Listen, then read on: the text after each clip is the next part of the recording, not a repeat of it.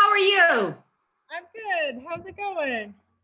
Good. I just sent you a little text. I didn't know if I'd see you here. Are you wanting me to admit people, or are you doing everything because you're a rock star? I can do all that. That's fine. I think I may not have added a waiting room, but maybe I did. I think it just was until you started it, so we're Okay. good. Good. So people should be able to join, I think, as they come in. Okay.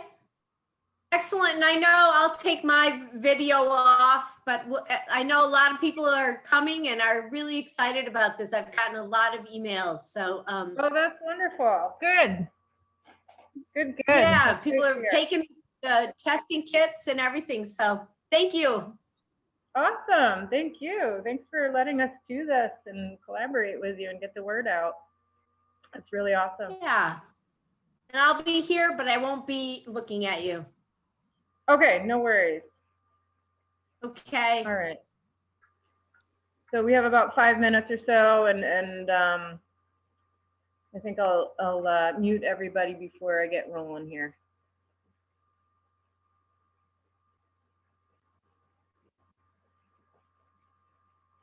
Oops.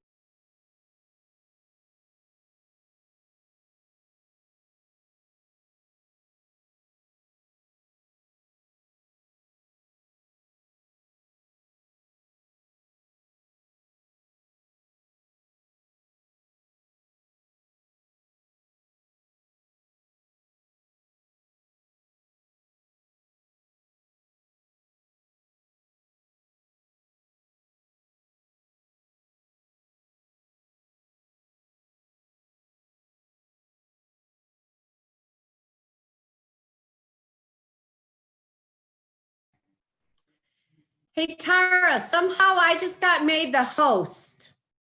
So I don't know if that just kicked you out. Yeah, she must have just got knocked out. Hi, Leslie. I'm glad you made it.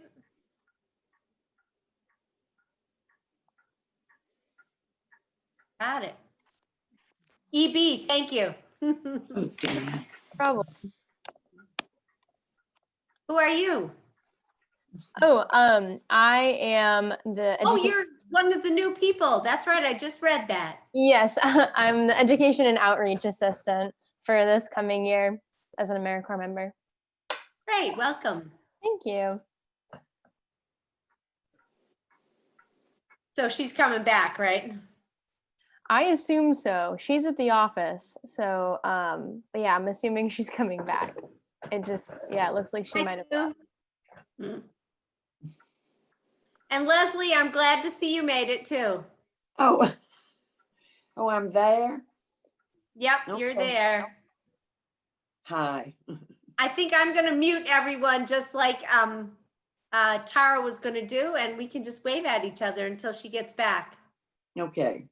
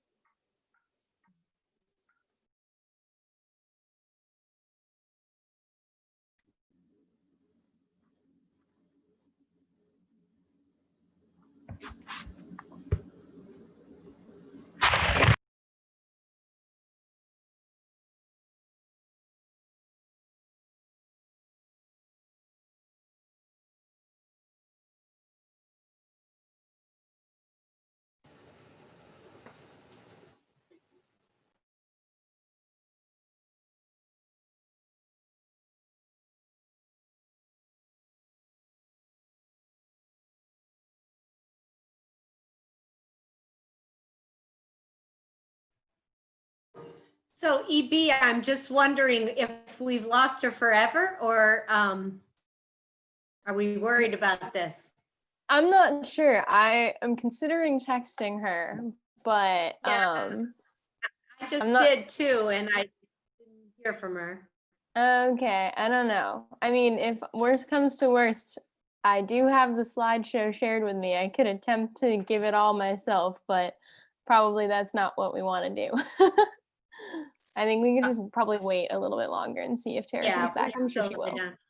Just to let everyone know what's going on, Tara was just here and suddenly she cut out and disappeared. So we'll just give her another couple minutes. And I did put everybody on mute. So if you're wondering why you can't talk, that's why. But if you have something you want to say, wave your hand and we'll unmute you.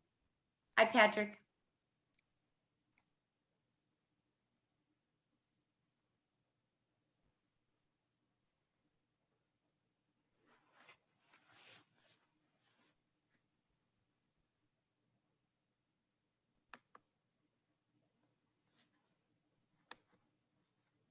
I'm gonna go away a little bit to see if maybe she'll show up if I'm gone.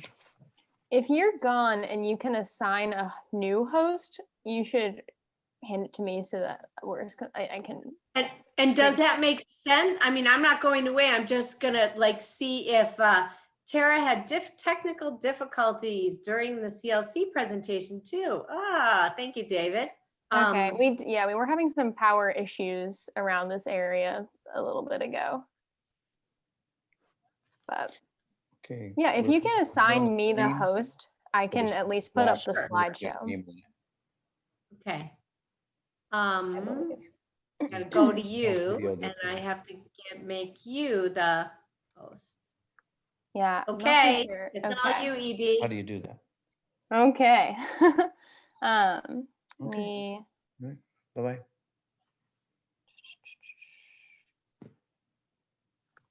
Here we go.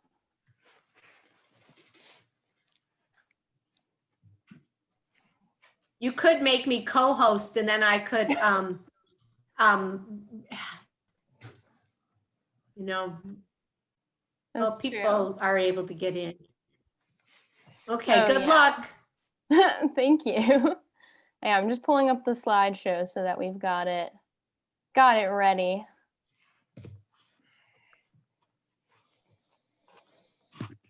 So I'll just do a quick welcome to people. Thank you for coming to a Cook Library Zoom program. I just got a text from Tara. She said we just had a power outage here for a moment. So I'm logging back on and it'll only take a minute. So she's on her way. And we see you all. Thanks for coming tonight. This is a real, we feel so fortunate when we collaborate with Green Mountain because they do such great work around this area. So up on your screen, you'll see EB, who's one of the new interns. And I think another person here is also, right? Trent or not? Is there Yes. somebody else that's in? Yeah. Yeah, I'm the water I quality I read resource about you assistant. guys today. Okay. Well, welcome. Thank you very much. We're really happy to have everybody.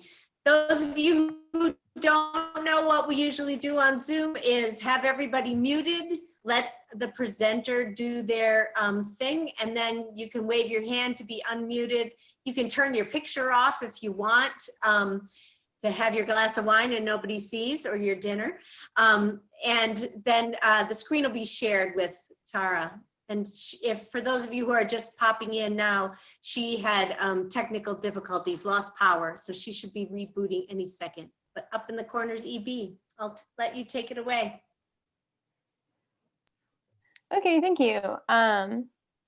Yeah, I think that if Tara is logging back on, I might just hold off on putting up the slideshow just now so that she can control it if she would like. But I want to, reiterate, thank you all for coming. And we're very excited to talk to you this evening about your well water and hopefully doing some testing on it in the future and what could be happening with it. So just wait a few more minutes. And if Tara is still not present, and accounted for, I will begin the slideshow.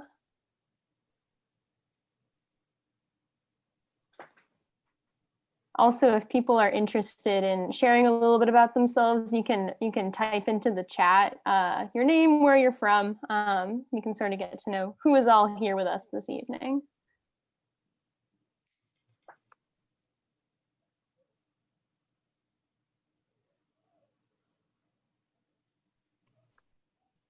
I have a question for Amy.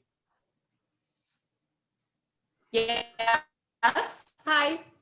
Hi, do you have to be a Tamworth resident to join this Zoom? Absolutely not. No. No. But you're expecting primarily Tamworth folks to be on this one? We're expecting anyone who has an interest in thinking about their groundwater and groundwater in general. Tara's been so generous to have lots of test kits available. They're at the library, and she will speak about that in her presentation. No, Mark, everybody's welcome to this. Okay, good. Kate, do you need us to do something for you? Like to, okay. We'll give Tara another minute or three. She's gonna show up, I know it. I'll just start screen sharing so that we can have the slideshow pulled up, and then when she gets here, Maybe I'll- EB, what you can do is put yours as speaker view or make it really large for the people that are on phones and can't make that work. Does that work for you? Yeah. Let me start sharing. Oh, here she comes. I'm back. Here's Tara. Amazing. Hi. Oh, my goodness. Computer technology. We had a power outage here and I unplugged my computer so that the surge wouldn't kill it, and forgot to plug it back in, and it just shut down and turned black on me just as we were starting. So thanks everyone for joining us tonight. I'm going to get us rolling here, and I apologize for the late start here. I'm going to start sharing my screen in a moment, and hopefully everything will Tara. go smoothly from now. Tara, I believe I'm currently the host. If you could maybe explain to me how to I can make you the host, or I don't know how to make you a co-host, but I can just make you the host if you want to be the host. So you click on participants, Yeah. and then you see the list of participants, and Yep. hit more where it says Green Mountain, Mm-hmm. and then it'll allow you to make host. Okay. See that? You're all All right. set. Thanks, EB. Yeah. All right, so I see you've all met EB. She is our very brand new AmeriCorps Outreach and Education member this year, 2020 to 2021. And my name is Tara Schroeder. I'm the education coordinator for Green Mountain Conservation Group. And tonight's program, I'm very excited to share with you because drinking water really hits a personal note for me, and I'll share why during our presentation this evening. But this program is a great program that we started a number of years ago, and mostly with the schools in our watershed in our area. And then eventually, about a couple years ago, I started doing this for the general public because I realized how, normally it's a hands-on program that we do, but we're testing your water this year for you.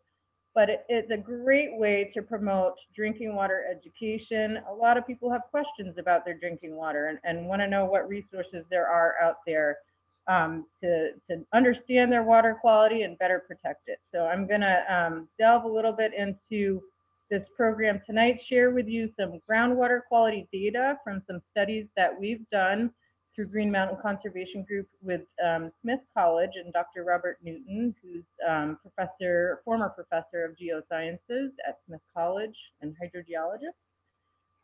And then we'll have an opportunity to ask questions and do some Q&A at the end. But during the program, if you would like to ask us a question or something brings up a question, feel free to use that chat feature at the bottom center of your screen.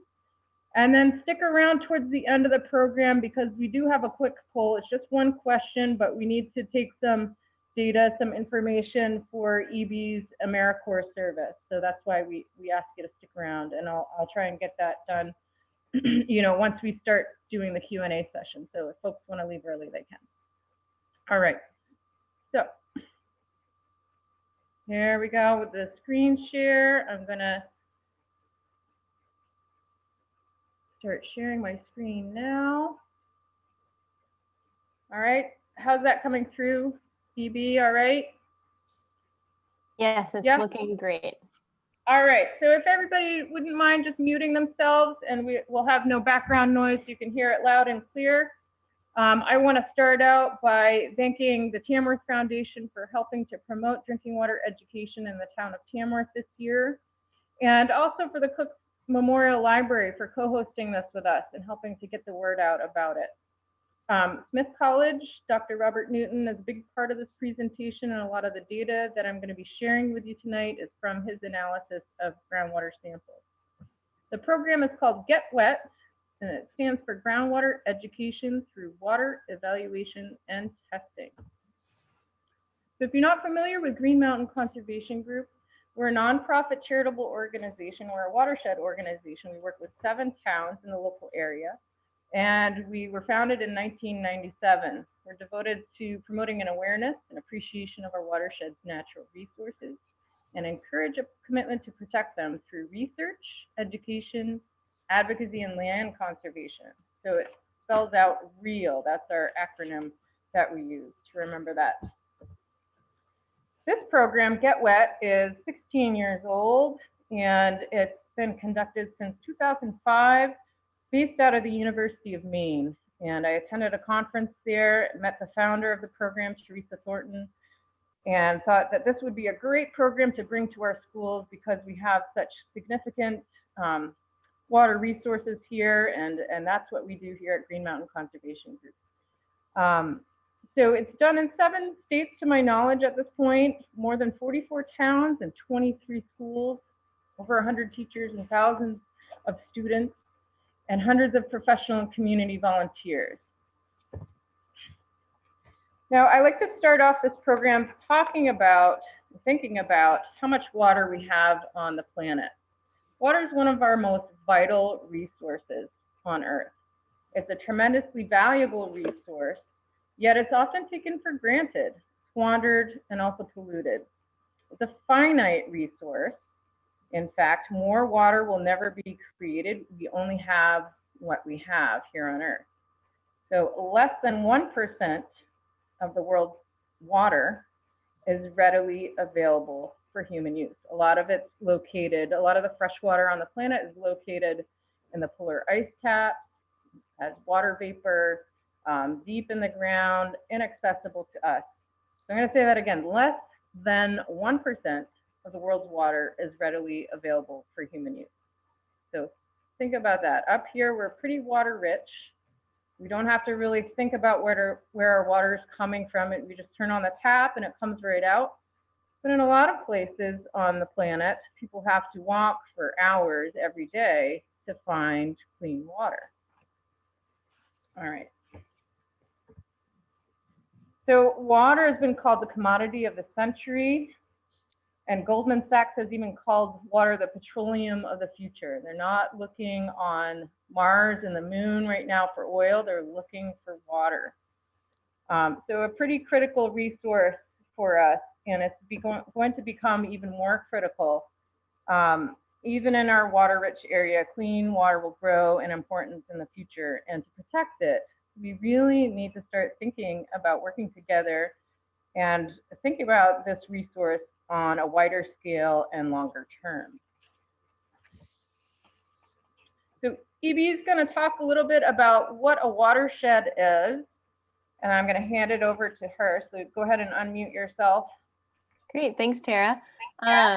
Yeah, so before we can start really talking about groundwater, we need to first understand what our watershed is. And so watershed, if you don't know, is a group of streams and rivers, basically surface water that flows together into a pond or lake or another body of water. And it's sort of defined by the elevation of the area, so the topography.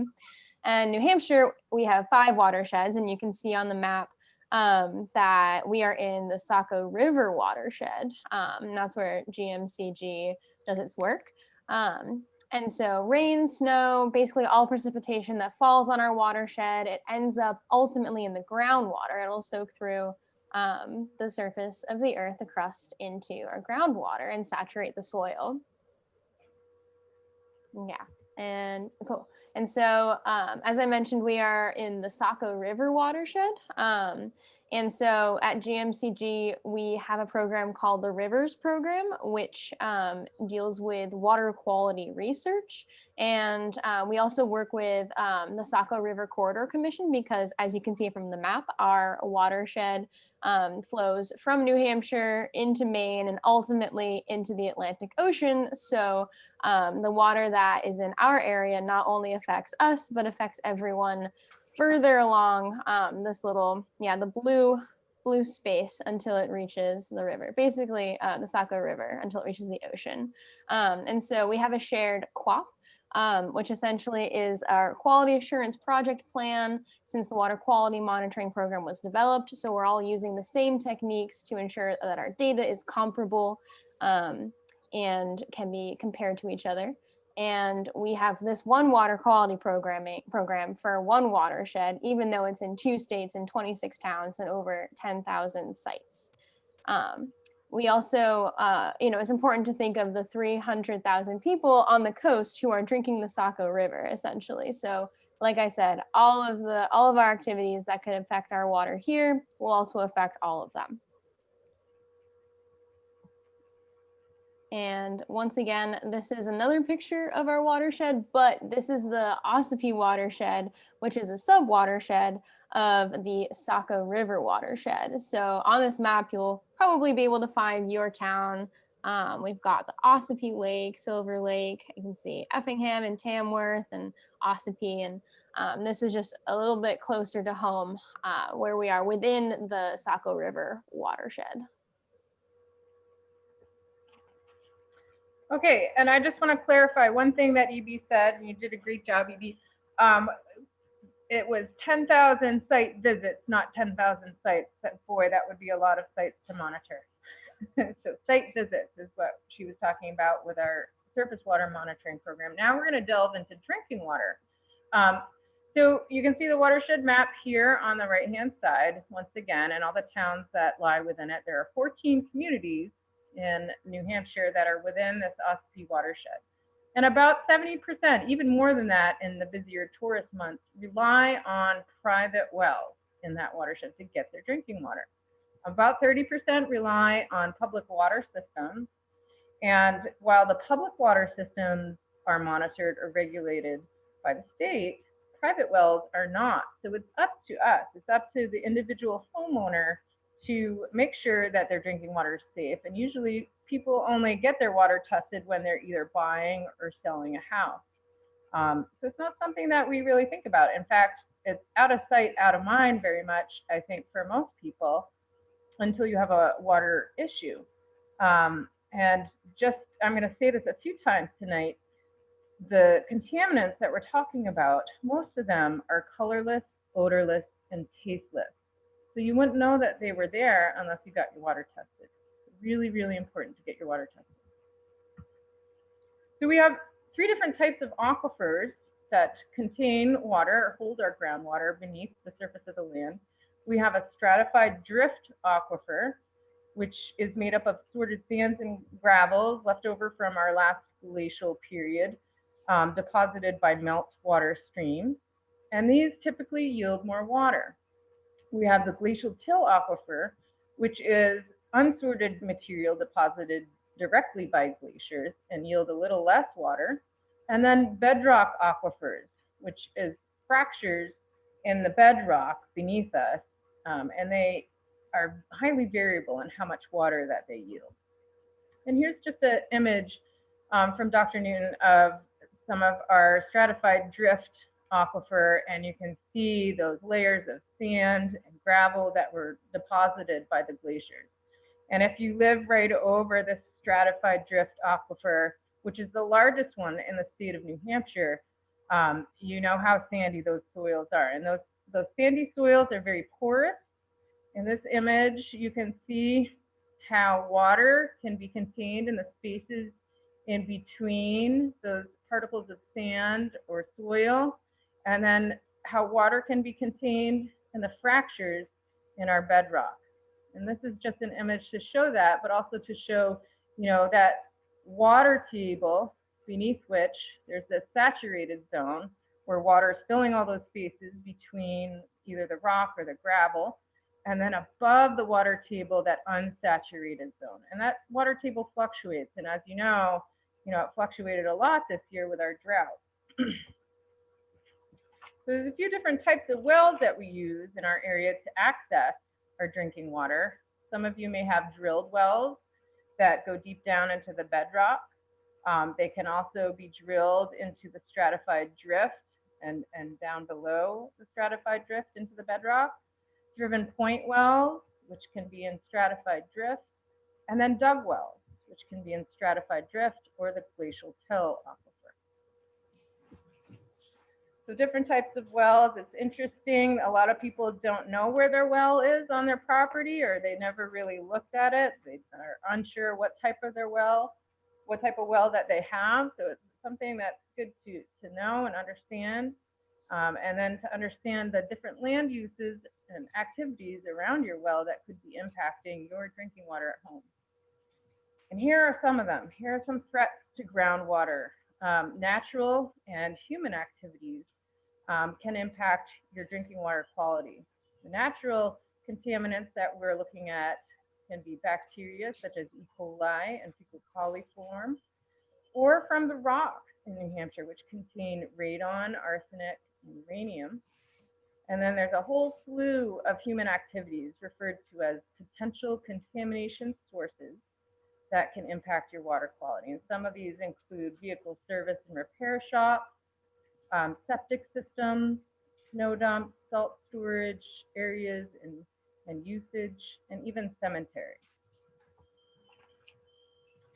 So over the past 11 years or so, we've collaborated with Dr. Newton and Smith College, and we've done 3 studies with him, testing over 200 wells for about 28 different parameters.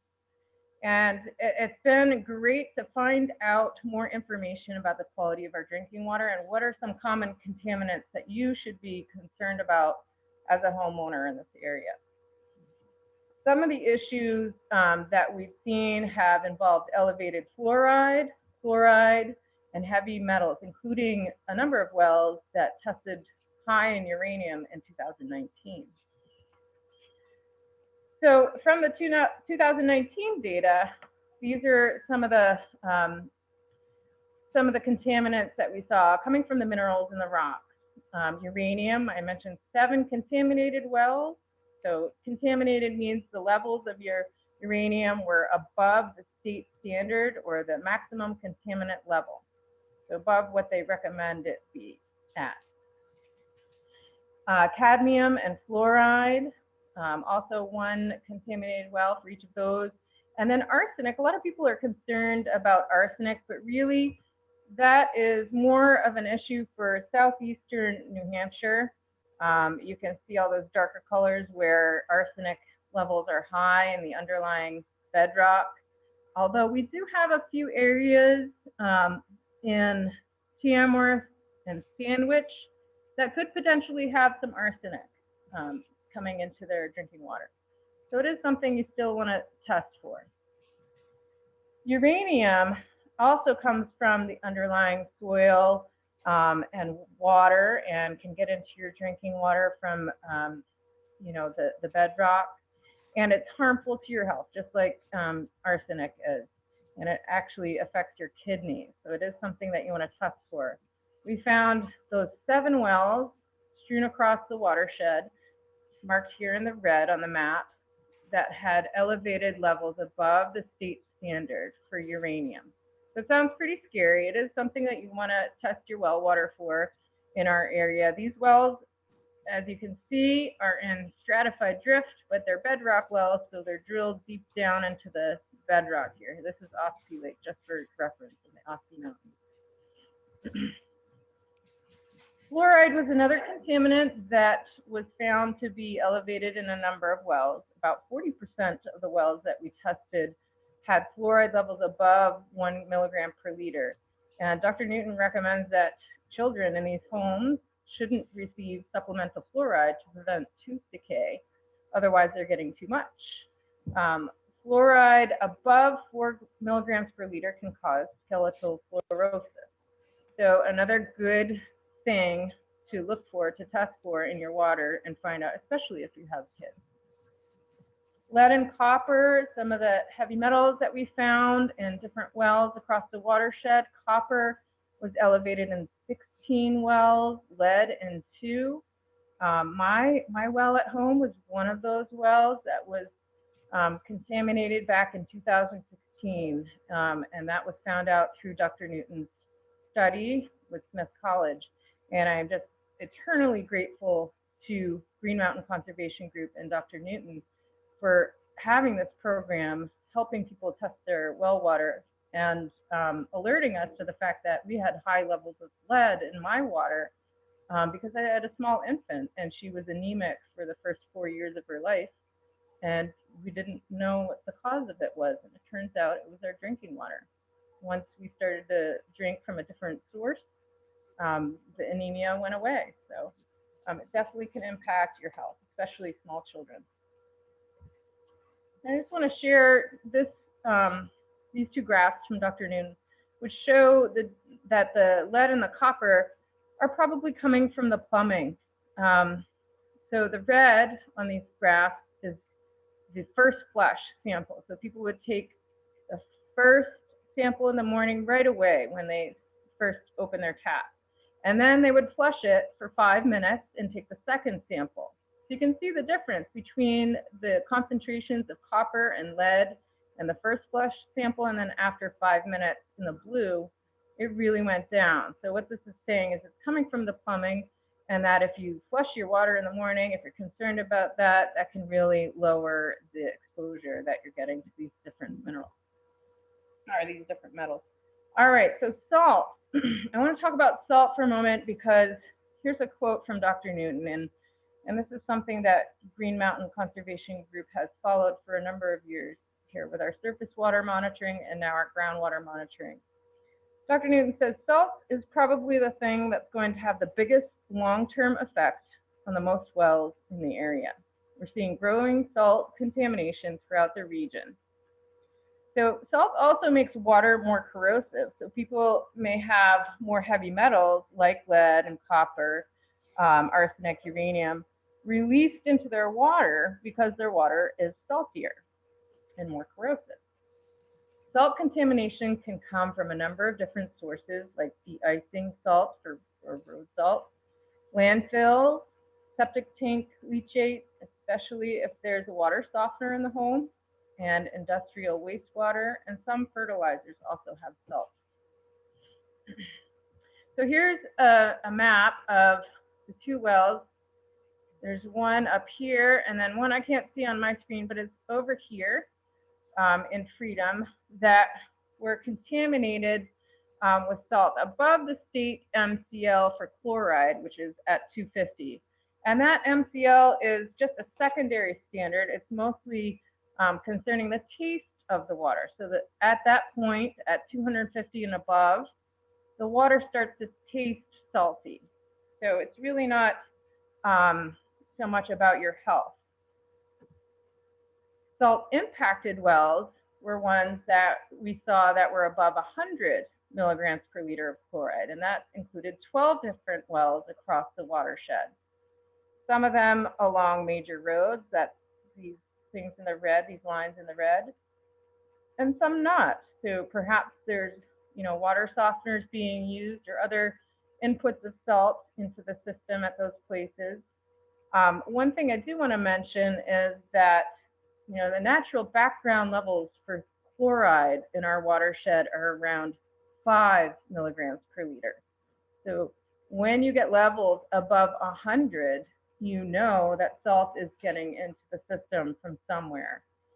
So it can be an issue for folks that have high blood pressure or are on low sodium diets things like that. So, and also, as I mentioned, the corrosivity of that water now increases and can release those heavy metals, which are another health concern.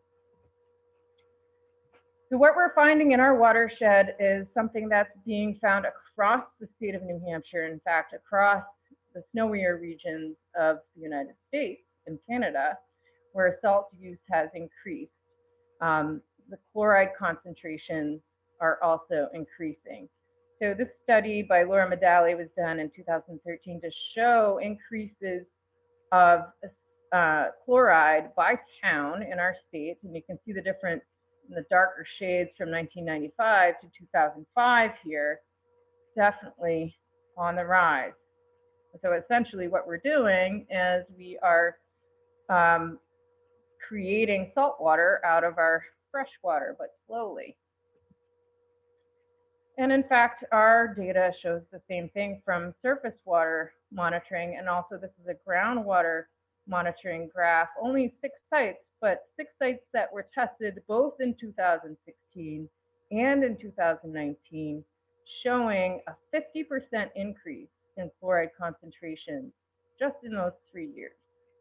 So it's something to be concerned about. So what can you do? That's a lot of information, and you're on the right track to helping determine your safety of your drinking water. Tonight through this program, we're going to actually test your water for 6 different parameters: nitrates, pH, hardness, iron, fluoride, and conductivity. And I'll get into what those are. So these are the ones we test for through the Get Wet program.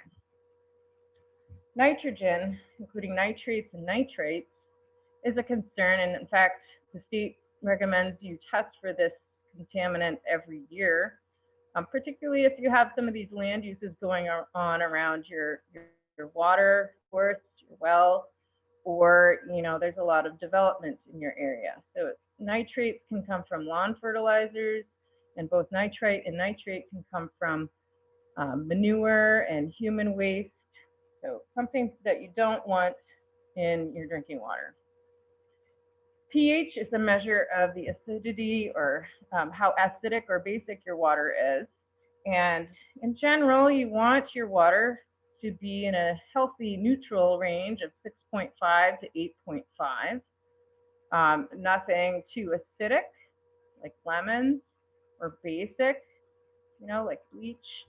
So water right in the middle is good for us. It's good for the environment. We tend to have a little bit more acidic water in our area from acid rain and the low buffering capacity of our underlying bedrock.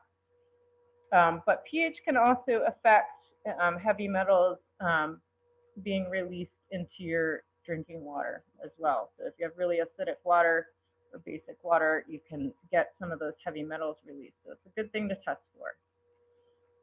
Hardness. So hard water doesn't produce suds, and you might see this scaling on your water fixtures, or some of these white deposits on your dishes. It comes from minerals in your water, like calcium, magnesium, and other minerals. It's not really a health concern. It's just that you won't be able to lather the soap in hard water, and it produces a scum sometimes. So more of an aesthetic thing. Same with iron. Too much iron isn't necessarily a bad thing or an unhealthy thing. It's more of an aesthetic thing. You can see the staining on your tubs or sinks sometimes from iron, which is, occurs naturally in the Earth's crust and is released into water by weathering. But it can also taste funky. There can be an odor to it, appearance problems like this one in the tub here. But also another concern is iron bacteria. So when you have elevated levels of iron in your drinking water, you can have a rise in the growth of iron bacteria, and these organisms produce a filamentous slimy deposit that could also clog your filters and your plumbing. So good thing to know about. Fluoride we talked about a little bit. So important thing in our area to test for, because we're seeing it on the rise in our surface and groundwater, and not good for you if you have high blood pressure again, or low sodium diet. And it can also cause your water to be more corrosive and release those heavy metals. And conductivity is kind of a check on our chloride testing. It tells us how well the water can conduct an electrical current. So when you have, seawater, you can have really high conductivity, and when you have distilled water, very, very low. You don't want something super high, and oftentimes conductivity levels correlate directly with chloride levels in our area. So it's a good double check on our chloride test. So here's some suggested water quality testing for private wells. And as you'll see, for the standard analysis here, all of these different parameters listed, we're testing for 6 of those. We're testing for nitrate, nitrite. We're testing pH, chloride, hardness, and sodium. The other ones they mentioned here, you should definitely test for. Very important parameters to test for. As I said, they're colorless, odorless, tasteless. So arsenic, copper. I didn't mention iron. We're also testing for that. Bacteria, they recommend you test for every year. Fluoride, as we mentioned, fluoride is an issue for 40% of the wells that we tested so far in our studies. And lead, uranium, and manganese are the other ones that they recommend you test for. And these ones they recommend you test for every 3 to 5 years.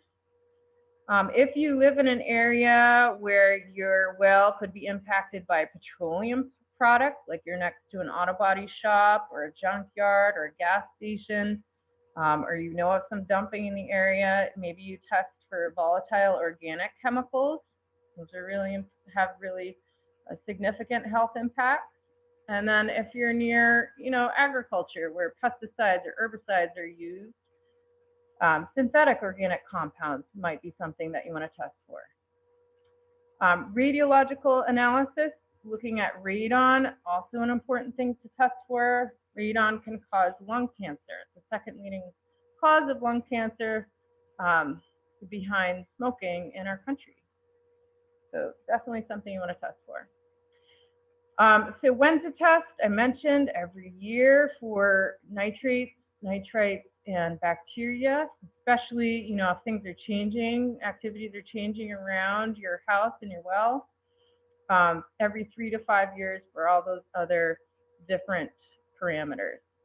The cool thing about testing with the state, which isn't offered through other labs, there are other labs that the state has certified as good labs to go to. But the cool thing about the state is that they offer this tool that you can use and just plug in the data to help interpret what they're giving you back for data. It's called Be Well Informed. And you just plug in your results and it tells you if your contaminant is above the state standard, and if so, how you can mitigate that, how you can rectify that issue with your water, and so on and so forth. So what's next? If you would like to participate in the free testing that we're offering, you can pick up your test kit at the Cook Memorial Library if you haven't done so already. It comes in a little paper bag with a bottle that you put your name on, and you fill out the form that accompanies it.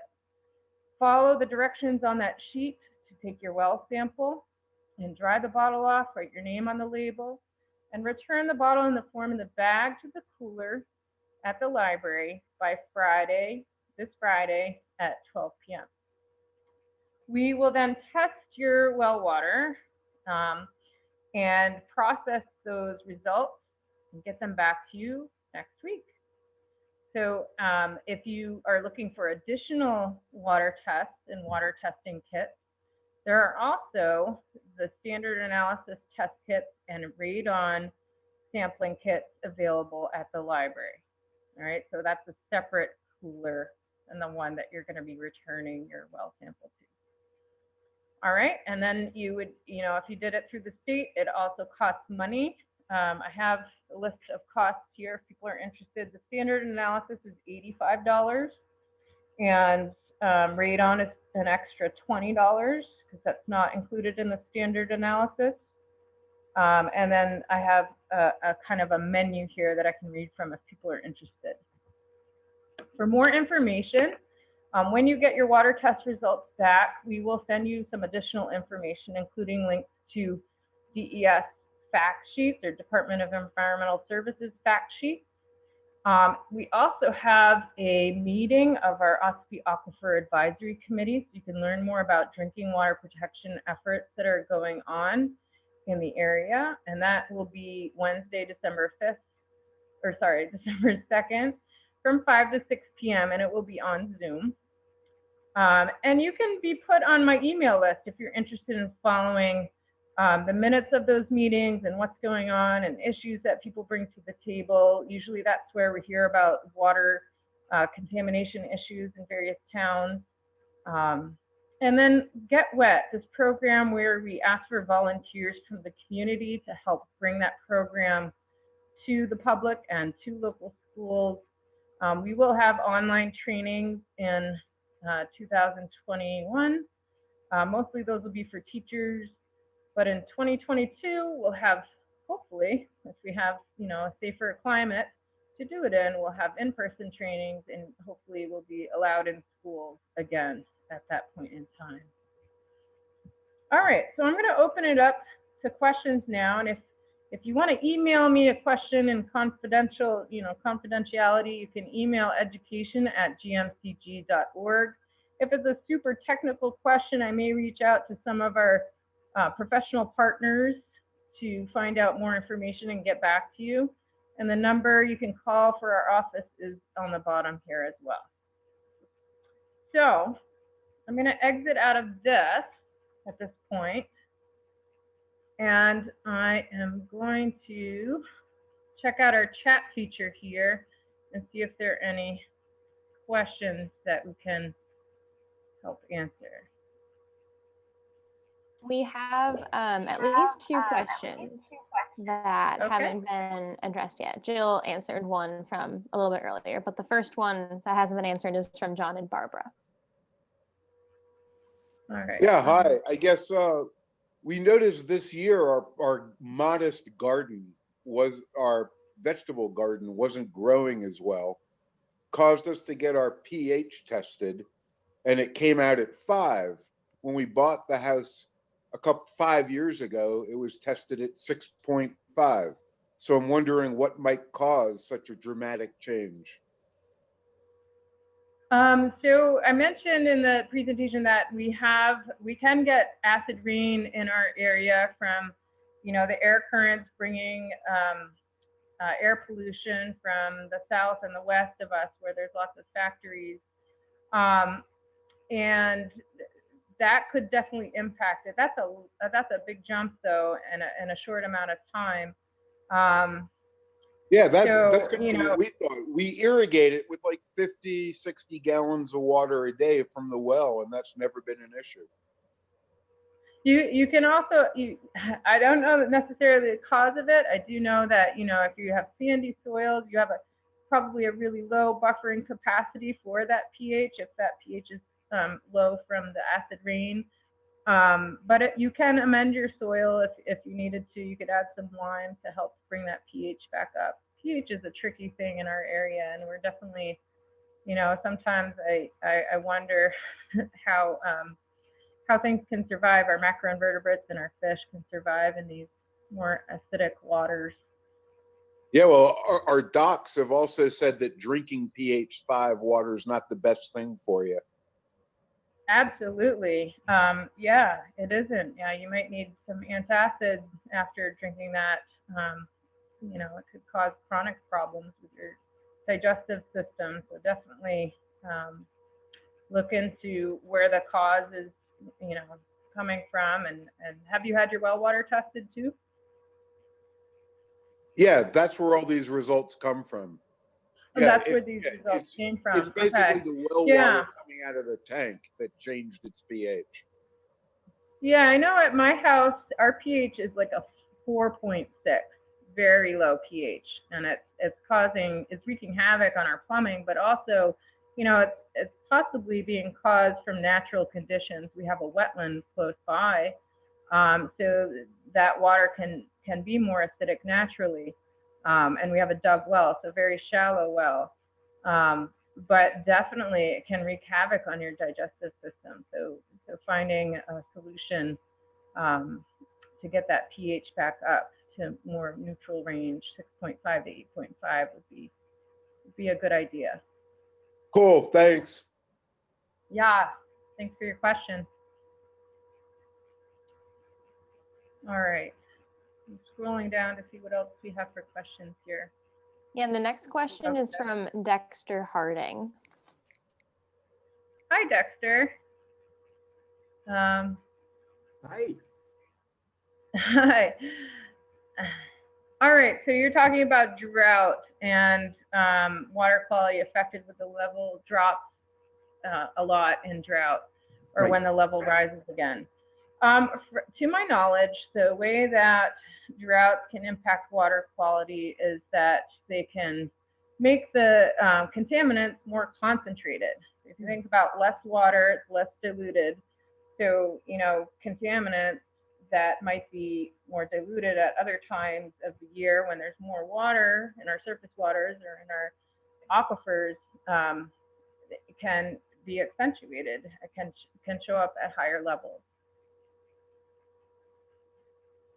Got it. Yeah. Any other parameters change or adjust pH? Oh, this is from Jill. I think that was in I'm not reference to John and Barbara about Oh, whether or okay. not other parameters had changed with their well. All right, that's a good question. I'm glad Jill's on here. Jill can answer some more water quality questions here tonight too.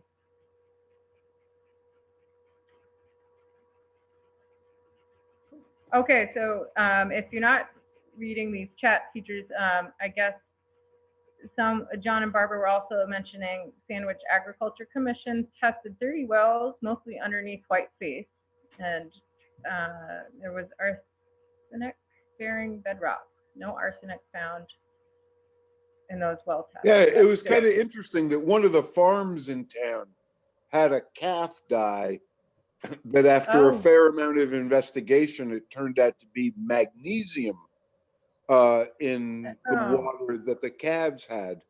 So that triggered the AgCom to do a little bit of research and testing. And we found out that Mhm. there's an arsenide-bearing bedrock strip basically coming down from Whiteface. And we went hunting saying that that's a good place we could find arsenic if it's a problem. But it turned out that it was like 0 for 30 or 0 for 28. Most Well, of those wells were reassuring. dug wells, though, which isn't surprising because the wells were then Right. in, I guess, alluvial deposits. Right. But it was interesting. It was something that just turned out to be a worry, but not a pervasive problem. And your data showed the same thing. You had 0 arsenic findings, even though there's anecdotal arsenic around. That's right. So definitely in those areas, those little pockets in, I guess it's the southern part of Sandwich too, and Tamworth, is the southwestern corner of Tamworth, looks like they might have pockets of arsenic. If you have drilled wells, bedrock wells in those areas, might be something that you want to test for. And it's part of that standard analysis suite of things that they would test for anyway. So good to find out. Okay, so I'm seeing a few more questions roll in here. I'm going to try and get to them. Okay. I'm going to post the poll. Somebody says they have to leave early. Hang on, I'll post it right now. I'll launch it right now in case you do have to leave. Thanks for the reminder. And it's just a yes or no question. Did you learn anything new during this program? That would be great if you could answer that for EB's metrics that she has to keep and just for our knowledge as well. Do Brita water filters help is another question. I believe that's mostly a charcoal filter. It can help with bacteria and stuff, but I don't know much about No, them. I know they no, don't. no, they don't help with bacteria. They don't. Okay. No, Do they do they not. help with? Thank you, Jill. Do they help with any other contaminants? Because I know they don't help with lead. We looked into that. They don't help with lead. So Brita water filter, it's if your tap water is tested regularly and you like the taste and there's nothing alarming, the Brita filter isn't doing anything. And in fact, the Brita filter could be adding bacteria into your water if you're not cleaning it regularly. So it's in most cases unnecessary. Okay. Thank you for clarifying. And somebody's asked, Catherine is asking, what do the test kits available at Cook Library test for? They test for hardness, iron, pH, conductivity, chloride, sodium, nitrates, nitrites.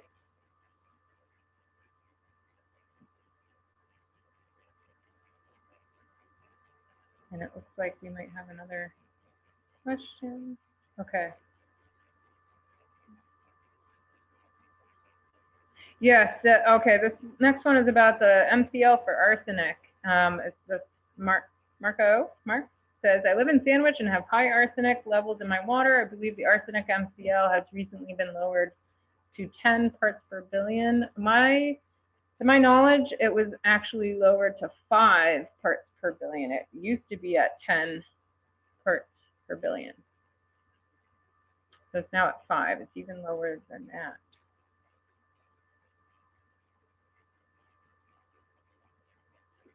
Okay. Okay, where is the Cook Library? The Cook Library is located on in Tamworth Village. And what times are they open to get a kit? I believe they open at 10 in the morning. They're not open tomorrow. They are open Thursday and Friday. No, Tara, we are open tomorrow from 10 You to 8. You are good. Yeah, and not on Thursday, but we are, yeah, so tomorrow's the day. Okay. And they're going Good, fast. thanks. Okay, well, let me know if we need more, Amy. We can make up some more. Thanks for straightening that out. I thought you were closed for Veterans Day. All right, so Oh, they're you're open right. tomorrow. No, we are closed for Veterans Day. You're right. Can you leave the boxes outside? Yeah, I'll call them right now and we'll leave everything outside the library. Okay. It looks like in the chat that Mary, they will be outside. Yeah. Kits. Great. Thanks, everybody. Thanks for bearing with us. It's our first time doing it like this, where people pick up the kits. Usually during this program, we would have you run the test on your own water sample. So we're just working with a few new different logistics. So thanks for bearing with us, and also a holiday, which I had forgotten about this week. So, okay, so that.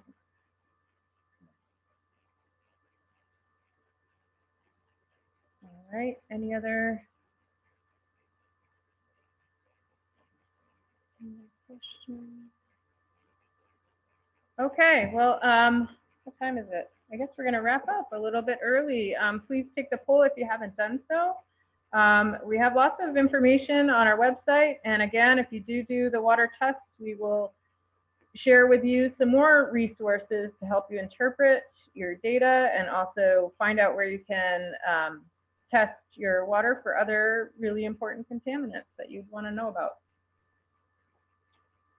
All right. Thank you, everybody, for coming tonight. Thank you to the Cook Library. Thank you to the Tamworth Foundation. And please feel free to reach out if you have any questions. Oh, Tara, we've got one more question in the chat.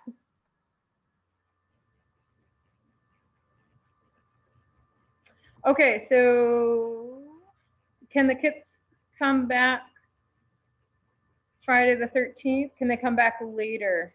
I will be picking them up at Friday the 13th at noon. If you need to return it later, just reach out to me. Maybe I can work something out where I can pick them up at a different time. All right, so if you can't meet that deadline, please just feel free to reach out. I'll try and make it happen for you. So go ahead and take a kit and we'll see what we can do. We'll make it happen.